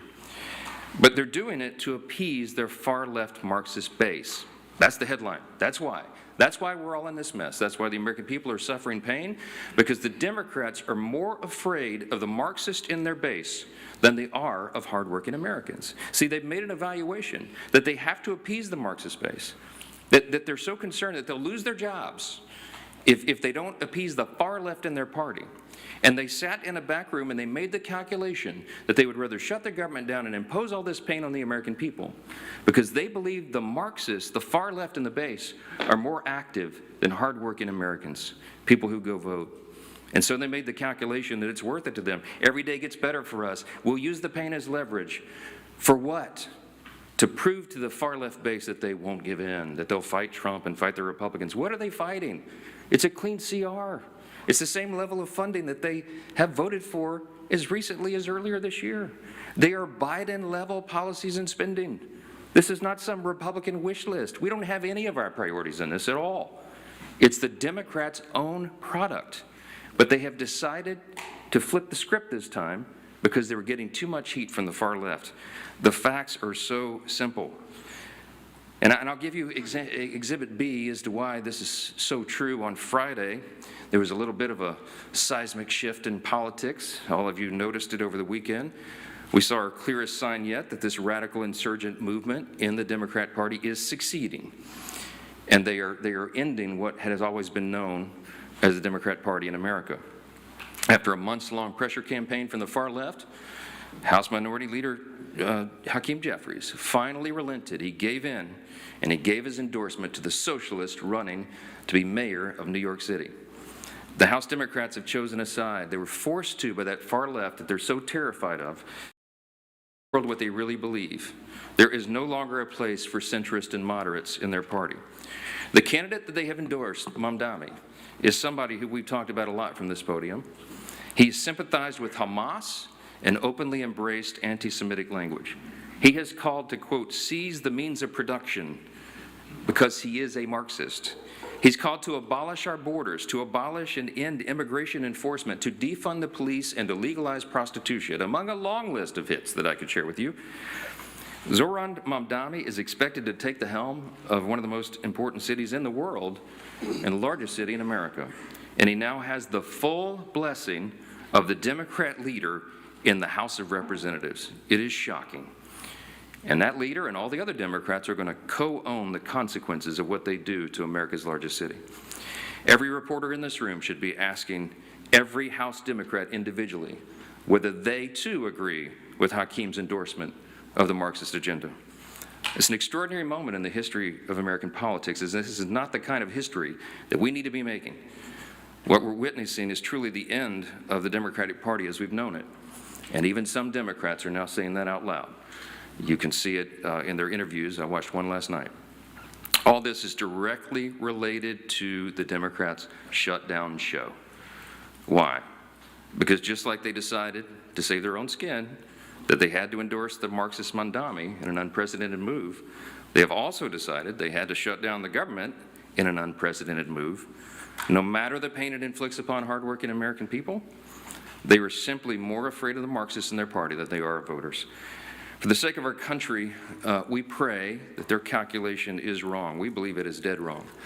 And as much as they try to obscure it, as much as they try to distract you, as much as they try to say that it's about any other issue under the sun, all those issues were always scheduled to be decided. Health care, the expiring Obamacare subsidies, the NDAA, the appropriations, all these other things, it was always on the calendar for Republicans and Democrats to hash it out in October, November, and December. This is not a surprise to Republicans. It's not a surprise to Democrats, and they all know it. That is the only thing they could grasp onto to try to give some sort of argument, to try to give cover for the fact that they're running from the far left base of their party. Facts are facts. And the ball is fully in the court of the Senate Democrats now. Who are they going to respond to? The American, I think hardworking American families need to be a little more vocal. I think they need to call some of these Senate offices and tell them to stop the games. They need to know they should fear the American people worse than the Marxists who are trying to take over their party. And my friends, that is exactly what is going on right here. Now, I want to zoom in because we have a special guest and just focus on a group of men and women who are seeing the impact of this shutdown in their bottom line every single day, and that is America's small business owners. See, small businesses are the largest employers in our country, but unlike Washington Democrats, they don't have the luxury to wait out this shutdown. For many of them, federal contracts have been frozen, SBA loans and support have dried up, and business has dropped off due to uncertainty in the markets. A survey of small business owners across the country found that for the 1 in 5 small business owners who rely on government contracts, this shutdown is forcing them to pull back on their investments. And what are those investments? It's new hires, new jobs, it's supplies and services. They have to pull back on those things so that they can make payroll work, so they can keep their employees employed. One business in Raleigh, North Carolina that relies on federal environmental approval said this, quote, "The backlog that is generated by the shutdown will last long beyond today." Another business in Georgia, Ms. Loeffler's home state, specializes in home repairs, added, quote, "When livelihoods are affected in such a manner, home repairs and projects get delayed if not canceled. Our government shutdown is a threat to us all." For American businesses that rely on loans from the SBA, each day means crucial dollars lost, and that affects every American at the end of the day.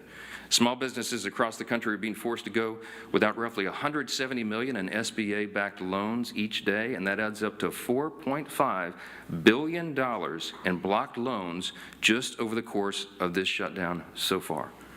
So while Chuck Schumer says that every day gets better for his party, every day is getting much, much harder for the people who are keeping the lights on around the country. To share more about what small businesses are experiencing firsthand, we are really delighted to join and welcoming this morning the administrator of the U.S. Small Business Administration, Kelly Loeffler. Kelly, thanks for being here. Thank you, Speaker. Thank you so much. Good morning. Thanks for being here.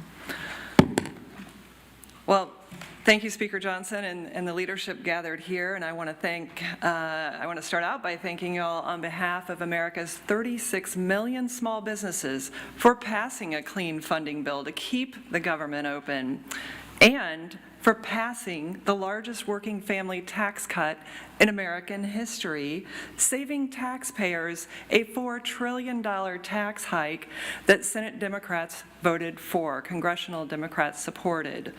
Now, that tax cut is a big reason why we've seen a historic comeback for our nation's economy under the leadership of President Trump and congressional Republicans. Prior to the Democrat shutdown, the data was very clear. Small business optimism was at 7-year highs. Wage growth was outpacing inflation for the first time in 4 years. GDP growth was 3.8%. Deregulation, energy dominance, and fair trade were finally back. For the first time in years, America's small businesses felt the wind in their sails. They were taking on new capital to hire, expand, and invest. Now, that confidence manifested itself at the SBA through a historic demand for capital exceeding $100 billion for the first time in the agency's 72-year history under President Trump's leadership. That includes $45 billion, a record $45 billion in SBA loans to 85,000 small businesses in fiscal 2025, the most ever approved by this agency, thanks to confidence in the Trump economy. But today, 27 days later, as the Speaker said, Senate Democrats have intentionally put that momentum at risk. The SBA's loan guarantee programs have been halted, and Main Street's capital has been choked off because Senate Democrats are playing politics with lives and livelihoods. They're demanding $1.5 trillion in taxpayer money to fund health care for illegal aliens and other liberal causes. Their spin is fact-free. They want to subsidize their broken, fraudulent, and unaffordable health care system, where premiums have increased by 80% since 2014, and those are the enormous costs that are borne on the shoulders of small businesses. But the pain is the point. Every single day of this shutdown has stopped 320 local businesses every single day from accessing $170 million in SBA loans for hiring and for expansion. Now, in Chuck Schumer's own state, that is $40 million every single week. In my home state of Georgia, Senator Ossoff and Senator Warnock shutting down $35 million in Main Street capital every single week. So on day 27, all of that adds up to 6,000 small business loans that have been prevented from receiving upwards of $4 billion in Main Street lending. And it's not just the flow of capital that it's been cut off, as the Speaker said. It's small businesses that rely on federal contracts. Thousands of them across the country have received stop work orders. Thousands more who rely on federal workers as their customers are seeing their revenue dry up. Here in Washington, of course, but around our military communities, around main streets across America. It's our storefronts that are cutting back hours, manufacturers that are shelving expansion plans, and generational businesses that are closing their doors for good. It's business that they will never get back. Thousands of painful stories like these are playing out, and that's what Democrats are talking about when they say they now have leverage.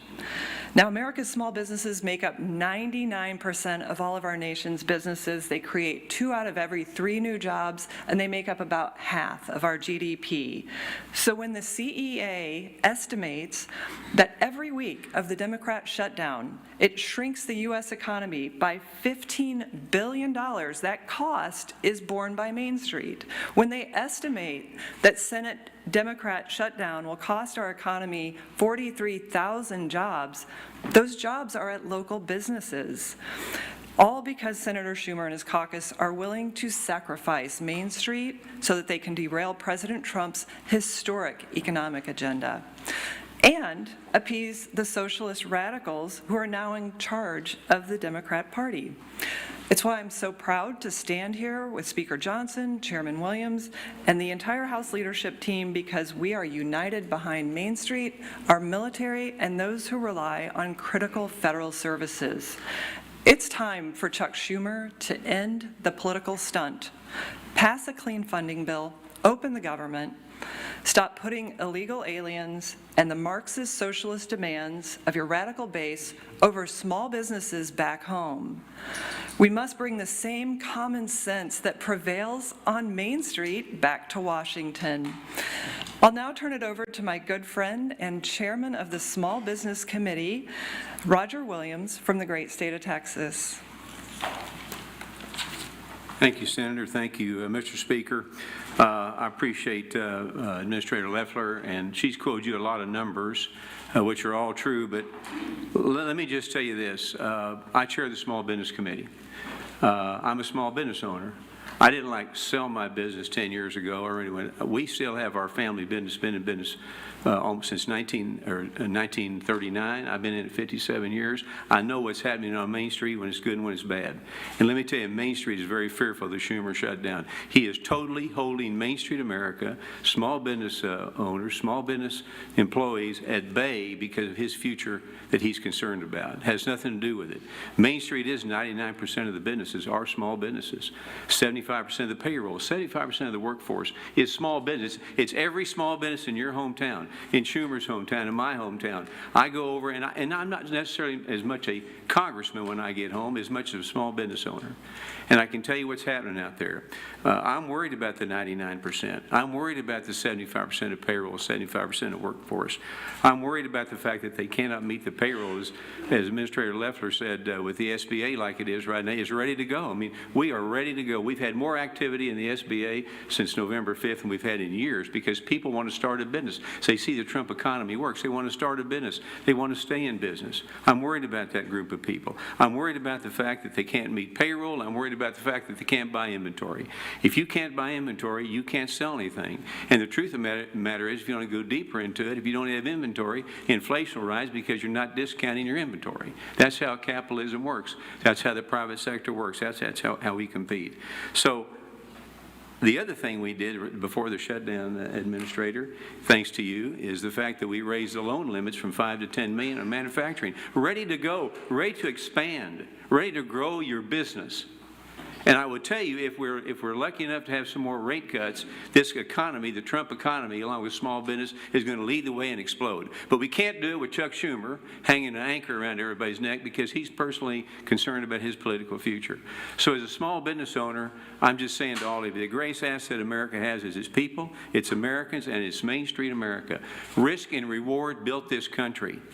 Right now, there's no risk and reward. We're just playing defense. That will not work. This shutdown must end immediately to save small business, to save consumers, to save Main Street America. I'm honored to chair the committee. I'm honored to work with Senator Loeffler. We can get this done. Everybody's ready. It relies on one man, Chuck Schumer. Take a look at the small businesses in your district or in New York, Senator Schumer. Tell them that you don't care about them. Tell them you don't care if they meet their payroll. Tell them you don't care if they hire workers, and see how that goes. America is the greatest country in the world with the greatest workforce in the world. I'm proud to have a small part in supporting them and getting their country back on track. May God bless all of them. May God bless America. Thank you.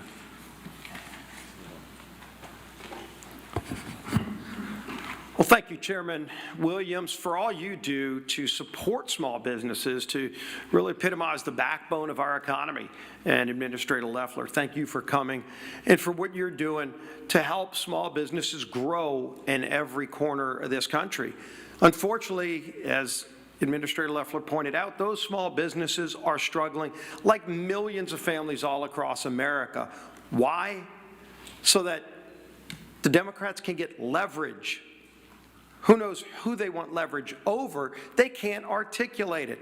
They've laid out $1.5 trillion wish list of crazy items like giving taxpayer-funded health care to illegals, In their bill to give that taxpayer funding to illegals, they actually gut rural health care. Democrats gut $50 billion out of rural health care. They want to talk about health care? They're the ones making it harder. And of course, they don't want anybody to remember facts. Facts like when we moved the working families tax cut through this Congress.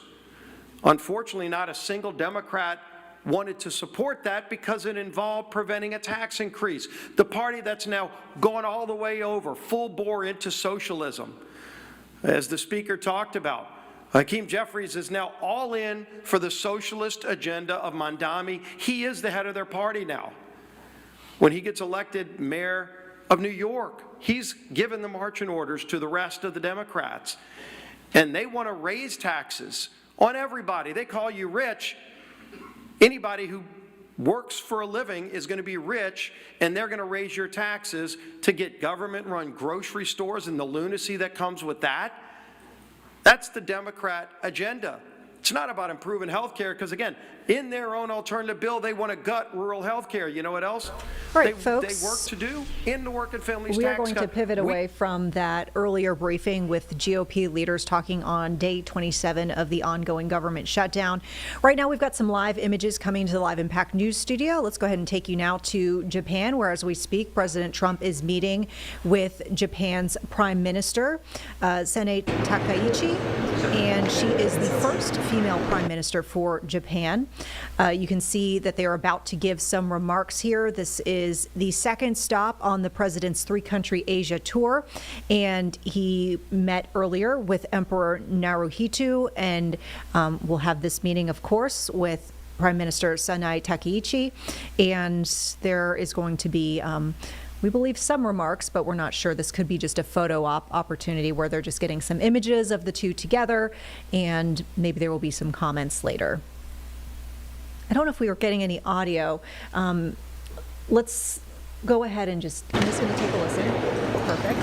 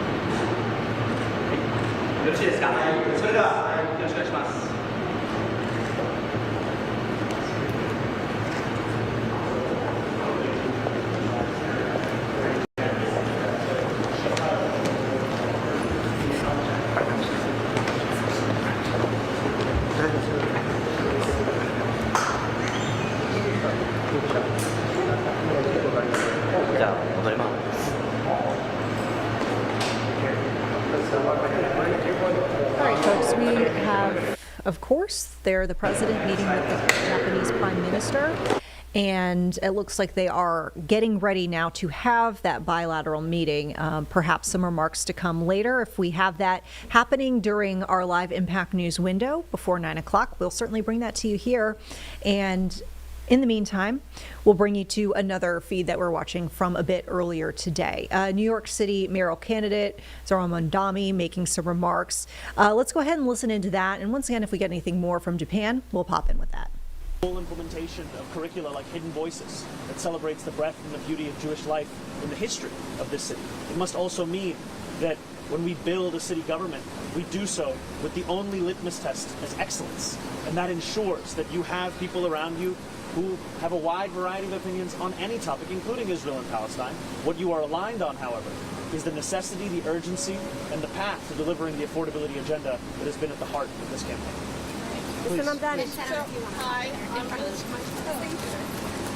I'm Liz Kruger. I'm the state senator from the 28th district. We're right here in my district. I'm also a Jew and a Zionist, and I want to make very clear, this man is not an anti-Semite. This is a city of diversity. It's the best part of our city, that we do, in fact, represent people from everywhere in the world, all religions, and 99% of the time we live in peace together. Now, Zohran and I don't agree on everything about the Middle East, But you know what? We're not electing him to be president. We need a new president, trust me. But we're not electing him to national politics or international policy. We're electing him to be our mayor. So yes, he's made this clear over and over again that he's going to make sure this is a city government that is protecting everyone, whether they're Jewish, Muslim, Hindu, purple, green. Right? He believes in the Constitution and his obligations, and he wants a city that continues to live in peace and work together. We don't have to agree on every issue. We really don't. And I don't understand why everyone seems to be focused on this one issue. Because again, as a Jew and a Zionist, I don't defend the Netanyahu government. Most Jews I know don't endorse the Netanyahu government or the policies of the last 2 years of this government. So rabbis, of course, can have their own opinion, as we all can. I know my rabbi in my synagogue decided they were officially taking a position not to get involved in politics, because their experience throughout the history of this country, that's never really been very good for the Jews to do anyway. Other rabbis were saying other things, although I had a very conservative rabbi tell me recently, well, you know, when we tell people how to vote, they never listen to us anyway. And I said, maybe that's okay. So I just think there's more important issues for our next mayor to be focusing on now, and actually when he gets into City Hall as well. Thank you. Mr. Mamdani. So, Ron, we've seen this incredible surge in early voting in the first 2 days. I was just in the polling place around the corner. It seems like a busy third day as well.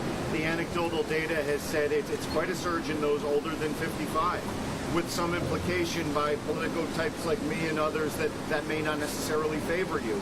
How confident are you in your reach out effort to voters over the age of 55? And what do you think of this massive turnout in general?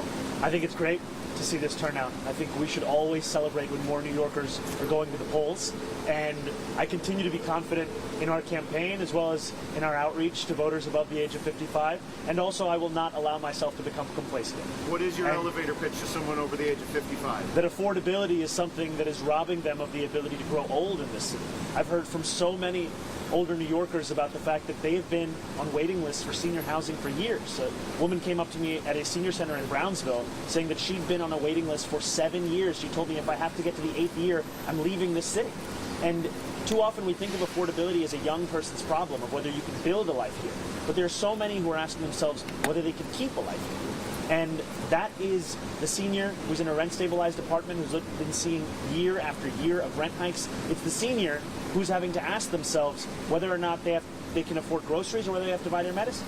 I had an older man come up to me just a few weeks ago in Brownsville, a Latino man. He came up to me, he told me in Spanish, I had a friend there who was translating, that he was so excited to see a mayoral candidate on his corner, and that the one thing he needed help with was being able to afford his diabetes medication, because he wasn't able to do so anymore. He was starting to lose mobility in parts of his body.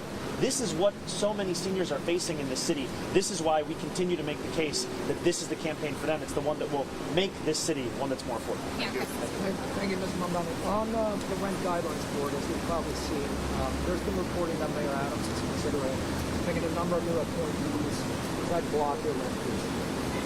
What's going to be your plan if that happens? How will you circumvent those appointees from blocking one of your main proposals for your campaign? I think one of them is a reality TV star. She said no. She said no. I think her show is Selling New York. Is that what it's called? I think it's in many ways indicative of Eric Adams' policy. He wants to sell this city. He wants to sell it to the highest bidder. And he is looking to have his final goodbye to New Yorkers be another act of betrayal, where a more than 12% rent hike is viewed as insufficient. He wants more than that. I continue to be confident of our ability to deliver a rent freeze, and I continue to be confident that we will be able to match whatever last-minute betrayal that Eric Adams tries to concoct, because we've seen it's not just that he's actively looking to betray New Yorkers, it's often that he happens to be incompetent in even doing so. How would you do it, though? How would you be able to, if there are these new appointees, have you explored or looked into being able to replace them? Like, how would you get around them? We would use the full extent of powers that we would have as the mayor with the Rent Guidelines Board, and through that I continue to be confident. Mr. Mamdani, you're savvy enough to know that there's going to be an intense spotlight on your mayorship.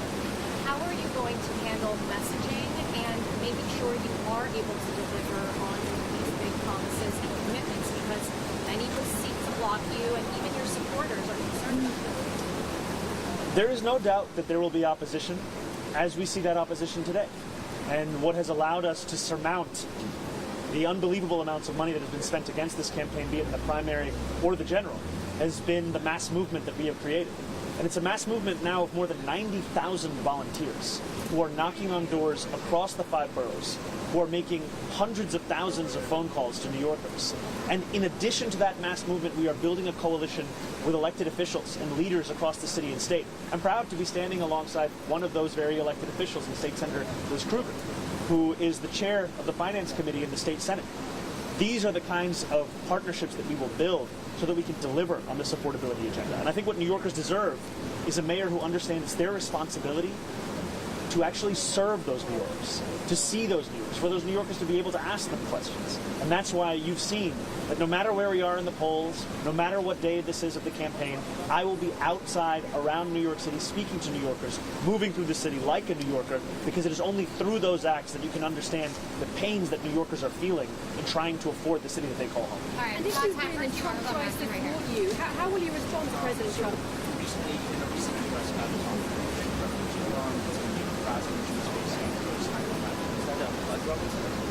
Yes, I was speaking about my aunt. I was speaking about Zehra Fouhi, my father's cousin, who sadly passed away a few years ago.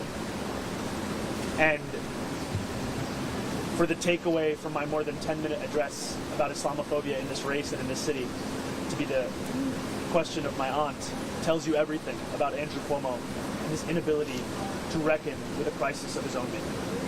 What do you think about all that? There was a huge turnout there yesterday, whether people liked it or not. You had a lot of energy there. Some people we talked to said that they thought it was the most energy they've seen in the Democratic Party in a long time. You, AOC, Bernie, is that the future of the Democratic Party, would you say to voters? I think that the future is a Democratic Party that has an affirmative message to New Yorkers. For a long time, we've told people what we're against. We've forgotten to tell them what we're for. And yesterday, it was reminding New Yorkers, alongside the governor, alongside the majority leader, alongside the speaker, not only is New York not for sale, but we're fighting for a city that every single New Yorker can afford. When we talk about groceries and rent, we talk about $2.90 to get on a bus. These are things that affect New Yorkers no matter their political party. And there was, before I got on stage, a member of security came up to me and said, I just want you to know there's a woman there, she's wearing a MAGA hat, but it says MAGA for Zora. Have you seen that before? I have not seen that. And it tells me that no matter what your politics are, you're feeling the same crisis. And this is a movement that looks to address that crisis no matter who you are, no matter where you live. Speaking of you guys, what will you do if President Trump tries to fool you? You had to go up on stage and support her off because she was getting almost booed off the chance to tax the rich. Wondering, is that a sign for ahead of her re-election that she should really move towards what she's been calling for? And earlier today, she actually had a press conference and she said, there's a lot of popular phrases out there, but I'm open to trying to help people who are struggling. Do you think you've been able to move her on this issue? I appreciated the governor speaking at yesterday's rally. I appreciated her remarks. I appreciated her support for universal child care, which is something that's been a long-standing priority for her. And I went out to hold her hand and hold our hands together to show New York City that the relationship between a mayor and a governor need not always be what it was with Andrew Cuomo. It could in fact be one that's committed to the same set of constituents. And I think what I've also appreciated that whenever I speak with the governor, it always comes back to affordability, and we have both made clear that that is the defining purpose of our politics, and that's what we're going to deliver. Thank you. All right, you gotta walk this way. Can you tell us how you plan to deal with Donald Trump if you're elected? We're gonna walk this way. If you wanna come walk with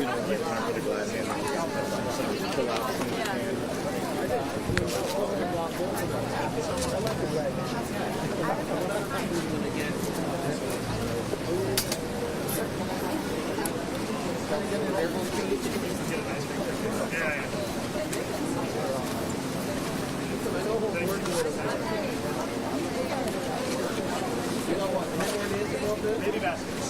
We need them. Only cost $20 million. We give them 125,000 babies that will aren't here.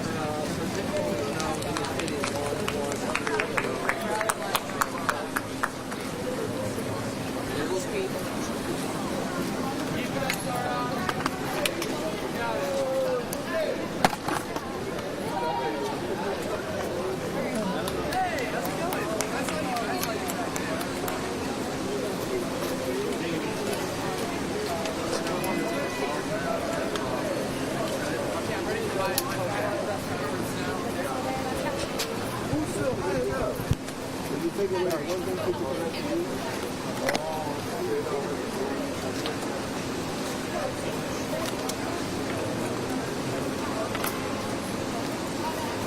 what we're keen.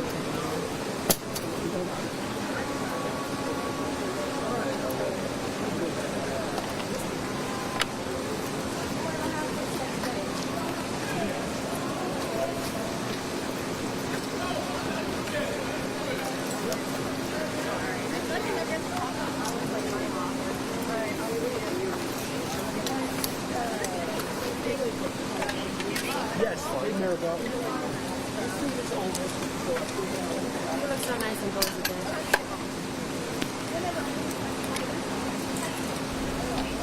All right, folks, and we are going to pivot away from that announcement from Democratic candidate for New York City Mayor Zohran Mamdani to an announcement that was made here in the Charlotte area just a few hours ago. And essentially, it's a milestone for the Catawba Two Kings Casino today. In Kings Mountain, you probably have seen this enormous facility that's been built off of I-85. Well, today they had a topping off ceremony. Essentially, they had the final beam on that structure placed, and remarks from folks associated with this casino. Really big milestone in the sense this is a $1 billion development, and this is particularly the part of the structure that is essentially set to open as soon as this spring. Overall, main complex, though, we'll have to wait a little bit longer to see that come to fruition. With that, let's listen into the announcement today on this milestone day. And so with humble respect, I want to thank you for not only electing me Chief of this Catawba Union Nation, but for being supporters of this administration and taking a great leap of faith in us. And so I know there was and I'm not going to touch base on this a lot, but most of y'all know I don't take no for an answer. And when we come into office, there's a lot of no's that had to be said. And I think that the attribute and the building that you see behind us here today, that thing is sitting here, I don't know, Aaron, a month and a half, or a year and a half. It took us about 6 months to negotiate through the contracts and the old things that we had to get out of before we could start building. So I've been in office 2 years, but it took us about 6 months to get us to where we are today. So about a year and a half, Aaron. So what you're seeing behind us here is absolutely a testimony of what Gates Metcon can do. And so it's not been an easy road. There's been a lot of hollering, yelling, squabbling, but at the end of the day, we're unified, and as we hear on stage. But if we don't have those hard discussions and we don't work through those problems, then you're not going to see what you see behind us here today. And so with that being said, the Catawba Union Nation, of course, we've been around, our citizens have been around for thousands of years, and we are not a warrior tribe, but we are warriors. We've served in every major U.S. conflict and battle since time immemorial. So what a lot of people don't know is that as far as Native American communities, we represent less than 1% of the census of the United States, but we have the highest serving members by population that serves in the military. And so even though that the government has not been so nice to us, we do stand with pride, and we fought alongside the state of North Carolina and South Carolina, and that's exactly why we're standing here today.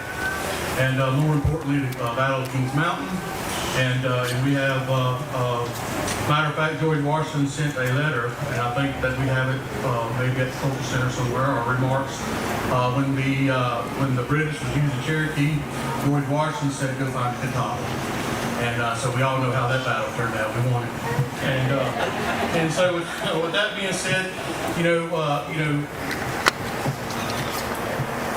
with being assimilated, with being colonialized by the government and all, today is a testimony of what Catawba has endured over the years. Through trial and tribulations, we're still here. We're still a people, and as you noticed with our royalty today, we do run strong and we do run proud. So with that being said, I want to take today to make sure that all of us know here that today we stand beneath this steel and this rainy sky today, but we are witnessing something far greater than a construction process. We are witnessing a moment in our people's history this final beam, which we've all signed, hopefully, if you're Catawba and you have not signed that beam will not be raised until you sign it. So please make sure you go sign it. It's right out there. And so with that being said, this final beam you see here before us represents not just the completion of a structure, but the rise of a nation. And I say that because, people think, well, Federal Tribe gets, handouts and they get money. No, we don't. We get, so the trust and treaty of responsibility of the United States government are in what they call 638 grants. And they're a few $1 million a year, but they're nothing compared to what is going on here today.